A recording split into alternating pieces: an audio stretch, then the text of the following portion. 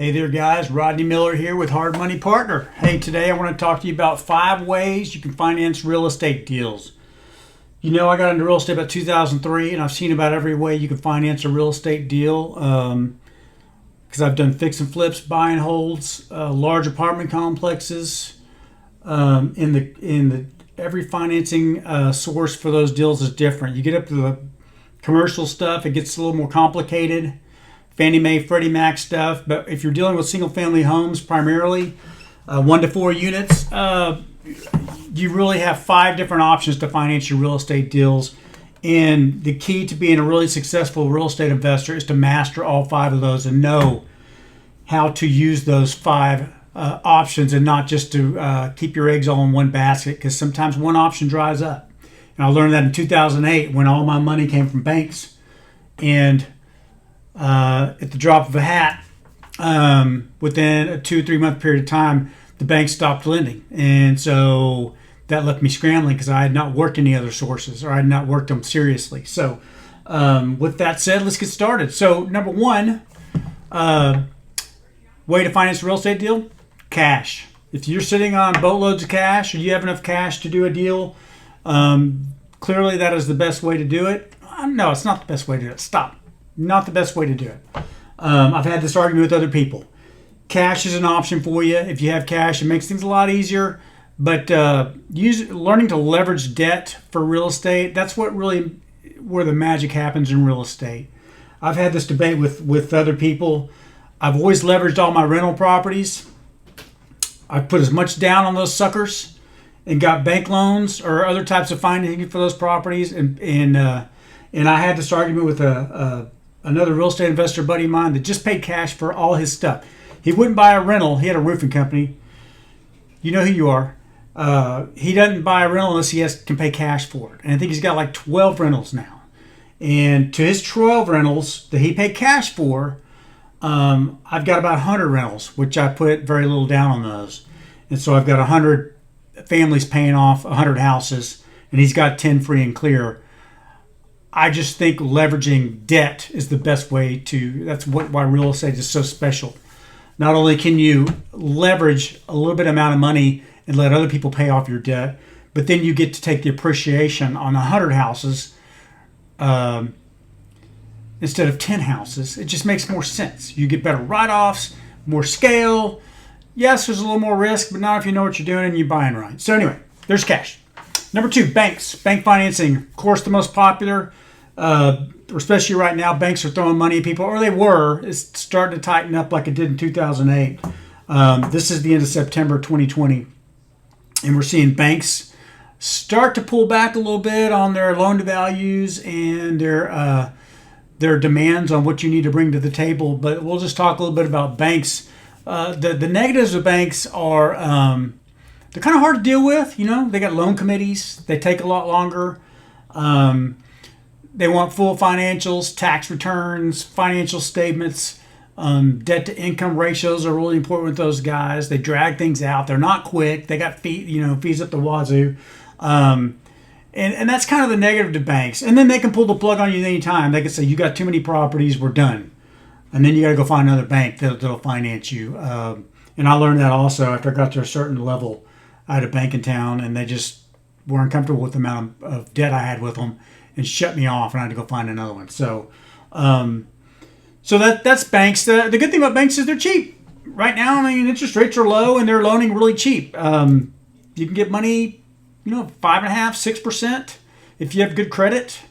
Right now, things are good. So cheap money, a little more difficult to work with, but if you've got 30 days to close on a deal and you've got great financials and they're in order and you've got good credit, bank financing is probably the best you can get. One other thing about banks, they don't like construction. They like to finance deals that are done nice and pretty, ready to rent out. And they might finance the purchase, but they're not going to finance the construction part of that. So that's another downside. You can't get your purchase and your finance usually from one bank. So there's that. Number 3 would be private investors going after Uncle Sammy or Aunt Jane friends and family, coworkers, all that. Good way to go out. And it takes time to develop those relationships, but it is a good way to get money. I raised some private money when I was rock and roll in my real estate business, but it was slow going, and I spent a lot of time developing those relationships and putting together marketing pieces. So some of the negatives of private investors are a lot of them don't understand real estate investing, and so you've got to explain it to them, and you've got to. Sometimes they want to see the house. Sometimes they want to. Sometimes they want equity. Sometimes it's a 50-50 deal. They put up the money and you do all the work, and they want to split it. And that takes a big chunk out of your profit margin.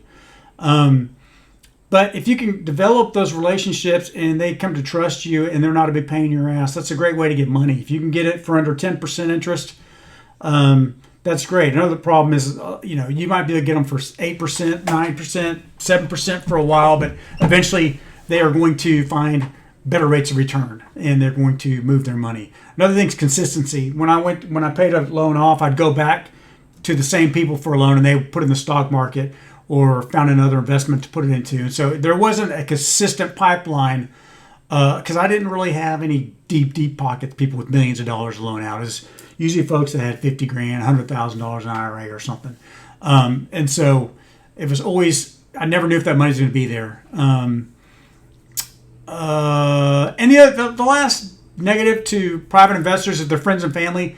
If a deal goes south and for some reason you can't pay them back, holidays, Thanksgiving dinner might get a little tense. You know what I'm saying? So that's another reason you need to be really careful when you raise capital from friends and family. You get them paid back first before anything, and you beg, borrow, and steal to pay them back, even if you don't make money on a deal. Okay.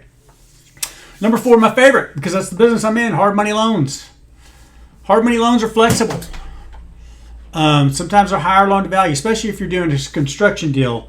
Like we will finance 75% of the purchase and 100% of the construction cost on a deal. So you can get all the money you need up front, or most of the money you need. You'll bring money to the table for your project. And our loan to value is 65 to 70% cents on the dollar of the ARV.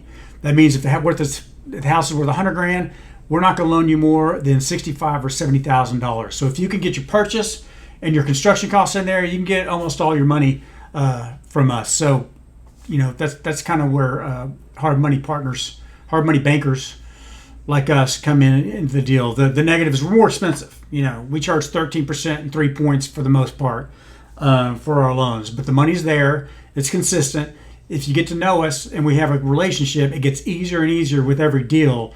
And when I was a real estate investor, I heard a saying one time, and it really made sense, that it's really not the cost of capital that makes a difference, it's the access to capital. And if you're haggling over 2 percentage points or 3 percentage points or 5 percentage points, you're missing the point. You need to have consistent capital and quick capital to close fast on these real estate investing deals. And if you don't have that, it doesn't matter what you're paying in interest. If you're losing deals, it doesn't make sense. So the positives of hard money lenders: flexible, easier to work with, higher loan to value, especially with construction loans, no documents, no loan committees, just fast, easy money. And it's really a relationship business. I want to get to know you. Other hard monies want to get to know you, and they want to develop a relationship to where transactions are easy. We know each other. We know how we operate. We know how you rehab properties. You know how we loan, and it's just easy. The fifth one is creative financing, and I list that as subject to deals, getting owners to carry back all of the purchase or part of the purchase. Master leases, when you could take over a house by leasing it and then releasing it out to another tenant. So you're paying the owner of the house a lease payment, and then you're collecting a lease payment and working off the spread. You see that sometimes in multifamily. Somebody will get a master lease on a large property, and then they will get to lease it out to individual tenants and collect the difference, the spread, arbitrage on the two. And a lot of times there's a hybrid of these 1 through 5 types of financing. Like a hybrid would be a hard money loan with bringing a private investor in for the equity component for the extra 25% you have to come up with, or seller carryback with a hard money lender loan, or seller carryback with a private lender, or seller carryback with a bank, or a private investor for the bank. Maybe the bank will give you 75% and you can bring in a private investor to bring the other 25%. You're out of pocket zero. You're leveraging 100% of this deal. So that's it. Those are the 5 ways I know to finance a real estate deal. If I left one out, hey man, leave me a note, let me know, man, and we'll cover it in one of our other videos. We'd love to make you loans. Give me a call if you ever want to go over a project together. We'll comp it out. We'll put it in the spreadsheet. Take a look at it. Rodney Miller, Hard Money Partner. Cell phone is 405-204-1715. www.hardmoneypartner.com. Thanks a lot. Thanks for watching the video. If you got something out of this, please, I'd appreciate it if you would go down and hit the subscribe button at the bottom of the page, the red button below the video, and the bell icon next to it so we can notify you of all new videos coming out. We're going to try to put out 1 to 2 a week. I appreciate it. Till next time, Rodney Miller, Hard Money Partner.